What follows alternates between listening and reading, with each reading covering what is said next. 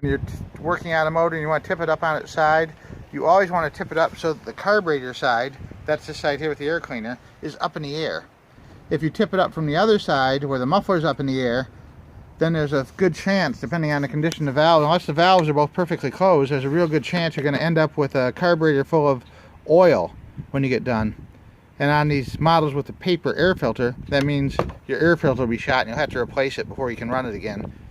So always lift it up with the carburetor side up in the air when you're working underneath, and take appropriate safety precautions. The paper air filter is quite clean still. I believe I replaced it in mid-season last year because it was left out in the rain and got wet, so we're going to reuse that this season. The foam pre-filter is also in pretty clean shape. I've seen them, this isn't even dirty compared to so many that I've seen, and it still feels like it has a nice little bit of oiliness to it, so we're just going to tap that off and brush it off a little bit and reuse that too right now. We'll just tuck that back in place like that with the dirty side facing downward, and then we'll take the air filter and tuck it in so it's all enclosed like that with no paper sticking out on the ends, and that'll be ready to snap back into place. And now we're going to remove those 3 10mm bolts from the air intake base so we can access the carburetor more efficiently. The older Harmonies had studs that came out of the engine block and was fixed in place with nuts on the end. This, on the other hand, has long bolts that go all the way through the carburetor and into the engine block, causing everything to come a little bit loose when you take it apart. So we're going to very carefully slide this off here.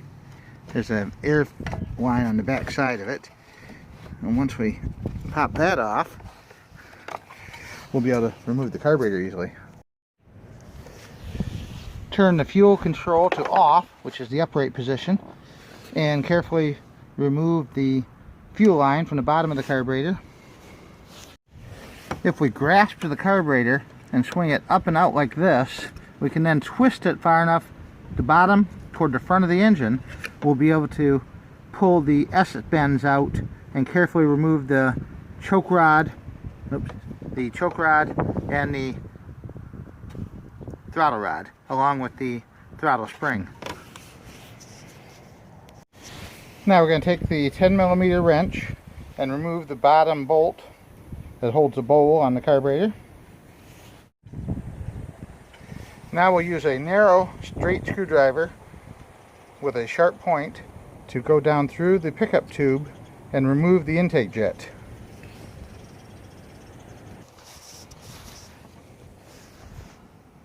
Once it's unthreaded all the way, we can tip it upside down and carefully tap on it until the pickup falls out.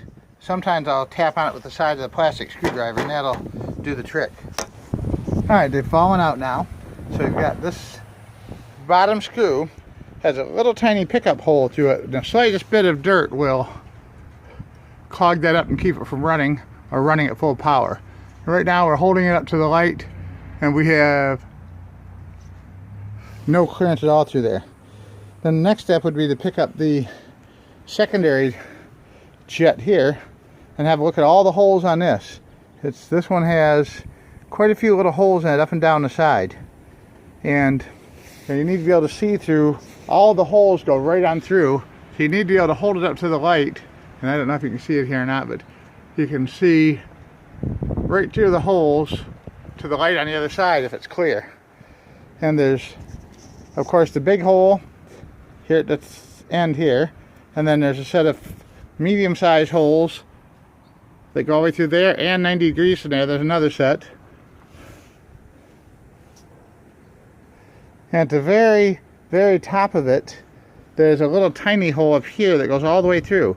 And it's important to make sure that one is clear too, or else you'll get surging when the motor's idling. So I like to use a welding tip cleaner tool to clean those little holes out with, because they come down to really fine sizes. And if that one's not small enough, I have another set here that comes to even, this one here from Lincoln has even finer sizes in it that you can use to clean it out with. A lot of people say you shouldn't use these, but I've been using these for my whole career doing this, and I've never had any problem with it. The trick is not to file. It's just to get the one that's a hair smaller than a hole and use it to push the dirt out and clean the dirt out with, but not to file down any of the brass to make the hole bigger. So using it carefully, it's a good way to go. Alright, just a quick push with my smallest wire on there, and all the holes are nice and clear again. So we're going to drop this back in. And on this one, the smaller, longer end goes upward toward the top of the carburetor, like so. As you push it in, you can actually look inside the carburetor and see how it drops down, and you can actually see the end of it sticking up through the entry barrel of the carburetor. Followed by the pickup with the threads down and the slot up. And work it in a little bit, and then very carefully and gingerly tighten it until we're sure it's going in, because we don't want to cross thread the soft brass, and we don't want the screwdriver slipping in there and chewing up the slot either. So it's a very gentle process, just hand tight. And we get to the bottom where it bottoms out, just a little, I have to pick it up and hold it. See how it's starting to turn a little bit now? Just a little hand tighten once you get to that point. And you can see we're back together. Now we're going to put the bowl back on. And when you're putting the bowl on, the drain nut faces the front of the mower. So the fuel line comes in from the back. The drain nut's going to face the front. It's going to go on like that. And then we put the screw in. Tighten that down, and then I'm going to blow the whole thing off with carb cleaner just to get it clean on the outside as well. Now the oil change on this is super easy to do.